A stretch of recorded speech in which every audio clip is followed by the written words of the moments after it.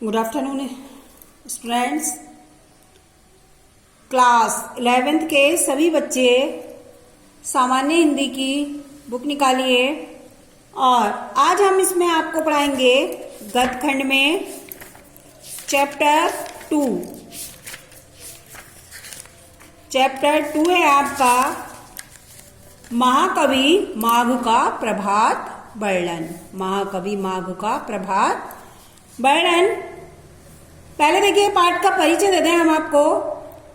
ये महावीर प्रसाद द्विवेदी जी के प्रस्तुत निबंध महाकवि माघ का प्रभात वर्णन में महाकवि माघ के प्रभात वर्णन के सुंदर स्थलों को चित्रित करने का प्रयास किया गया है।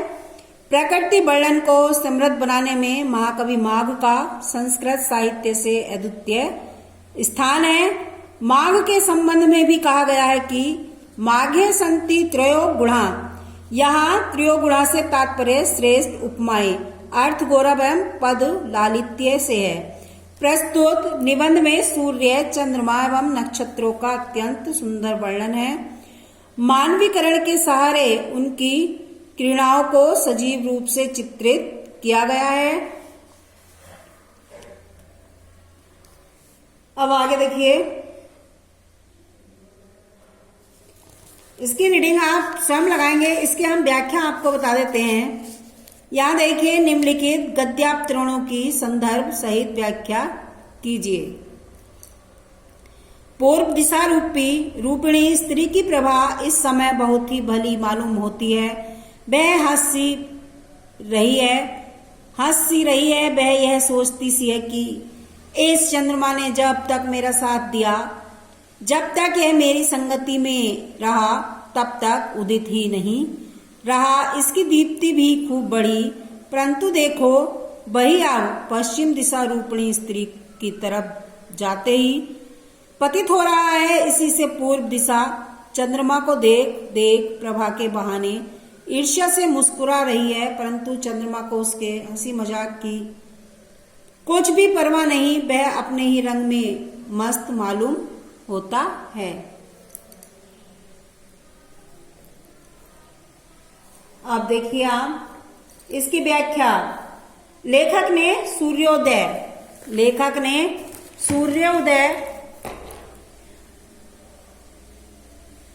से पूर्व उषाकालीन आकाश का वर्णन करते हुए पूर्व दिशा को स्वीकिया नायिका और पश्चिमी दिशा को पर किया नायिका तथा चंद्रमा को नायक मानकर बड़ा ही सुंदर और मधुर कल्पना प्रस्तुत करता है। वह कहता है कि सूर्य के उदय होने से पूर्व वह अस्त होते चंद्रमा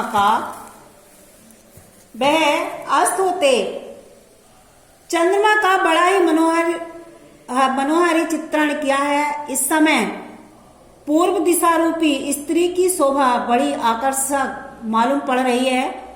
पूर्व दिशा में जो लाल लाल प्रकाश फैल गया है, उसे देखकर वह हंसती सी प्रतीत हो रही है। वह अस्त होते चंद्रमा को देखकर ऐसी सोचती सी प्रतीत हो रही है कि जब तक यह चंद्रमा उसके साथ रहा या अर्थात पूर्व दिशा से में निकला रहा, तब तक वह उदित तो होता ही रहा। आकाश उसका प्रकाश भी खूब बढ़ता गया। भाव यह है कि जब चंद्रमा पूर्व दिशा में उदित होता है तब तक खूब चमकता है और उसकी कांति जो है वो बढ़ती जाती है, परंतु जब अस्त होता है और तो पश्चिम में डूबने लगता है, तब प्रकाशहीन हो जाता है। सूर्य के उदय होने से जो पूर्व की दिशा है, वह पूर्व दिशा में प्रातःकालीन प्रकाश फैला जाता है। वही पूर्व दिशा रूपी स्त्री का मुस्कुराना है। एक स्त्री का अपने प्रेमी को अन्य स्त्री के पास जाते देखकर ईर्ष्या करना स्वाभाविक है, परंतु चंद्रमा पश्चिम दिशा रूपी स्त्री से मिलने के आनंद में इतना मस्त है कि उसे पूर्व दिशा रूपी स्त्री के हंसी मजाक करने की परवाह ही नहीं है।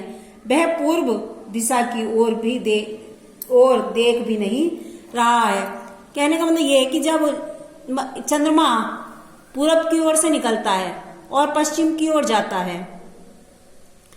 तो उसे एक नायिका और नायिका का रूप दे दिया गया है कि जैसे एक नायिका अपने प्रिय को देखकर खुश होती है, और दूसरी ओर वह अगर अपने पति को किसी और स्त्री के साथ देख लेती है तो उसे जलन होती है। तो ऐसे ही चंद्रमा को कहा गया है।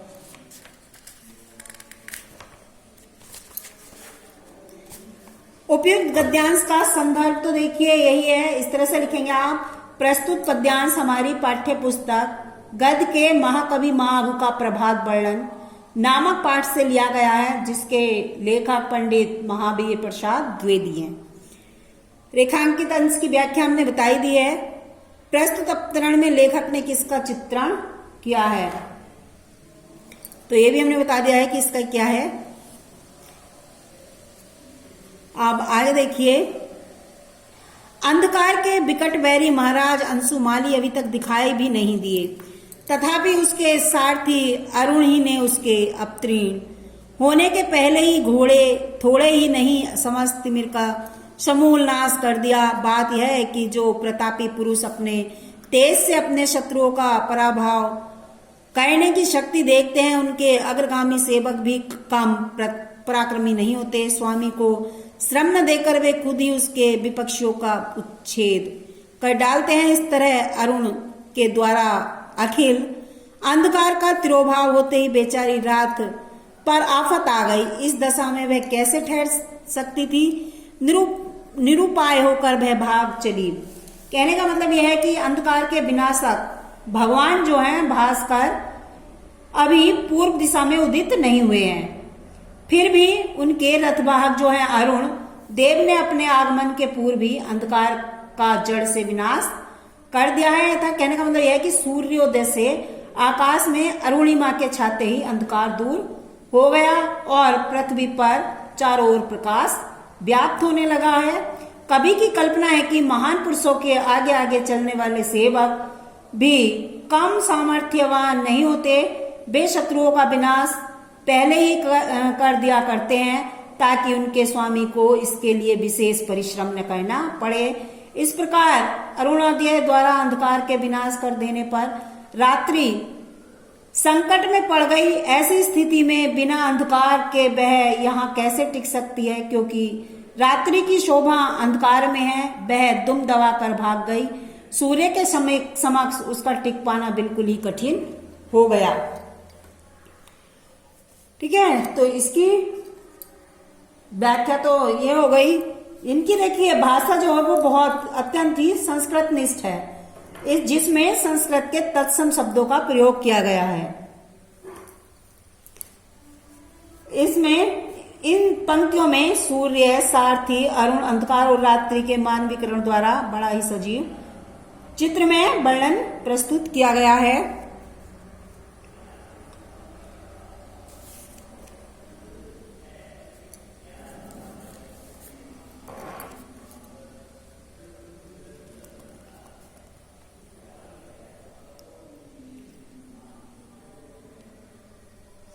अंधकार गया,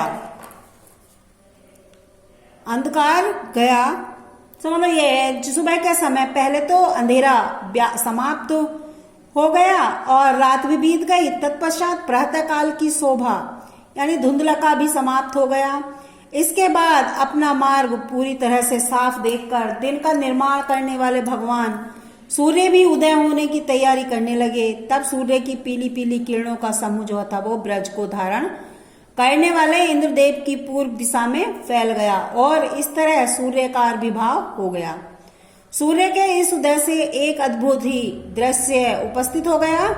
जैसा कि समुद्र में एक बड़वानल नाम की आग होती है जो समुद्र के पानी को जलाया करती है, ऐसा लगने लगा कि मानो भाई समुद्र की आग सूर्य की उन लाल पीली किरणों के समूह के रूप में समुद्र की जलराशि को जलाने के पश्चात अब तीनों लोगों को जला डालने के इरादे से समुद्र से बाहर निकल आई हो।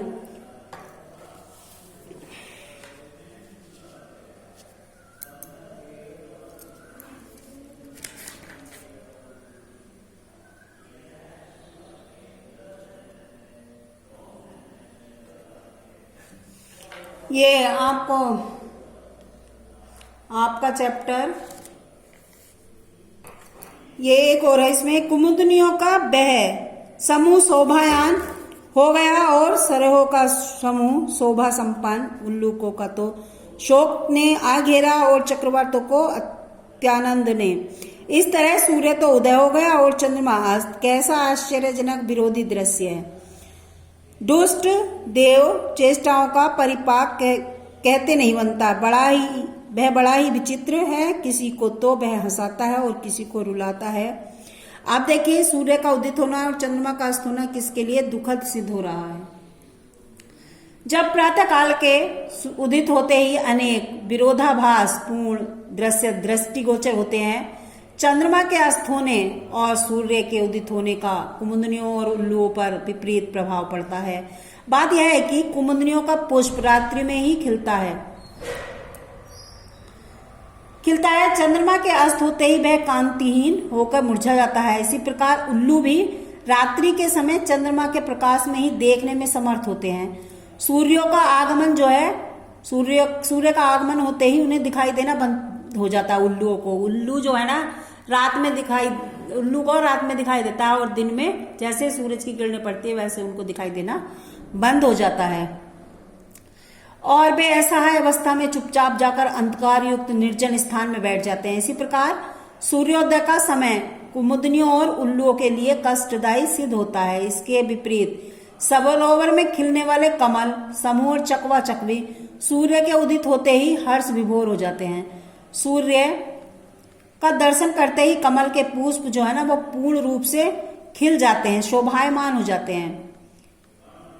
और इसी प्रकार रात्रि होते ही चकवा चकवी एक दूसरे से बिछड़ जाते हैं और वियोग से व्याकुल होकर सूर्योदय की प्रतीक्षा करते रहते हैं। प्रातःकाल होते ही उनका पुनः मिलन हो जाता है। इस प्रकार सूर्य का जो आगमन है वो कुमुदनी और उल्लुओं के लिए दुखदायी सिद्ध होता है, तो कमल के पुष्प और चकवा चकवी के लिए सुखदायी।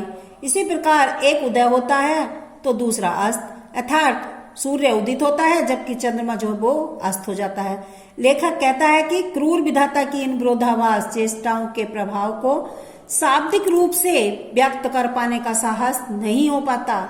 उसकी लीला अत्यंत विचित्र है। वह एक ही समय में किसी को हर्ष विभोर करता है तो किसी को शोक काकुल करके रोने के लिए बाध्य कर देता है। ये आज आपका चैप्टर 2 पढ़ाया। अभी हमने आपको इसकी व्याख्या बताई। अब देखिए, दिए गए विकल्पों में से सही सब चुनकर लिखने हैं। आचार्य महावीर प्रसाद द्विवेदी ने किस निबंध की रचना नहीं की है? महाकवि माघ का प्रभात वर्णन, एक हिसाबी कुत्ता, गेहूं और गुलाब, या दंड देव का आत्म निवेदन। महावीर प्रसाद द्विवेदी ने किस निबंध की रचना नहीं की है?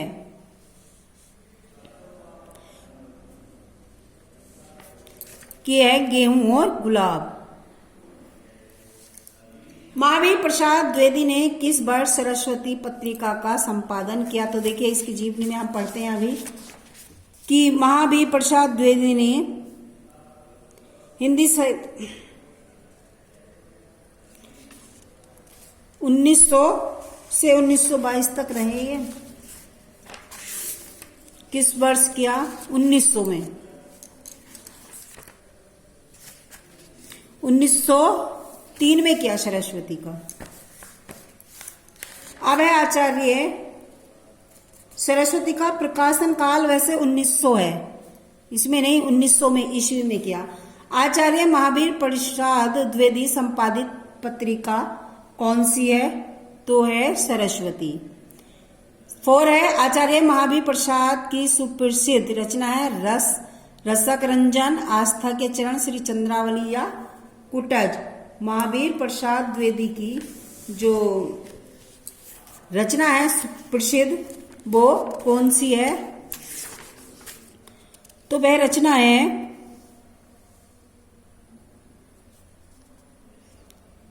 रसक रंजन। ये वाली रसक रंजन नाट्य शास्त्र आलोचना ग्रंथ के रचनाकार हैं महावीर प्रसाद द्विवेदी। इस पर टिक लगाएंगे। विचार रत्नावली के लेखक हैं, इसके भी आचार्य महावीर प्रसाद द्विवेदी। विचार विमर्श नामक आलोचनात्मक कृति के रचनाकार हैं महावीर प्रसाद द्विवेदी। महावीर प्रसाद द्विवेदी द्वारा अनुदित रचना है आकाशदीप, अशोक के फूल, गंगा लहरिया, चित्रलेखा। महावीर प्रसाद अनुदित रचना है रत्ना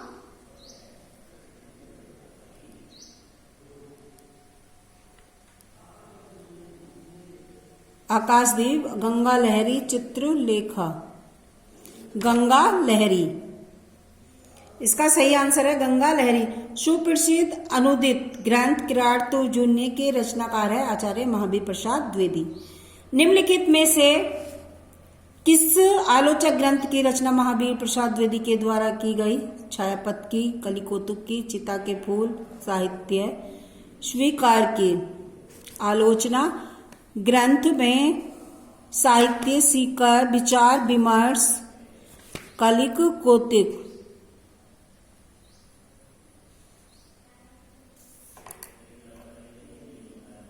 साहित्य संदर्भ में की गई, साहित्य सीकर। रसक रंजन के लेखक है महावीर प्रसाद द्विवेदी। आचार्य महावीर प्रसाद द्विवेदी का जो जन्म हुआ था वो सन 1864 में हुआ था। ये आज आपका चैप्टर 2 समाप्त हो चुका है। धन्यवाद बच्चों।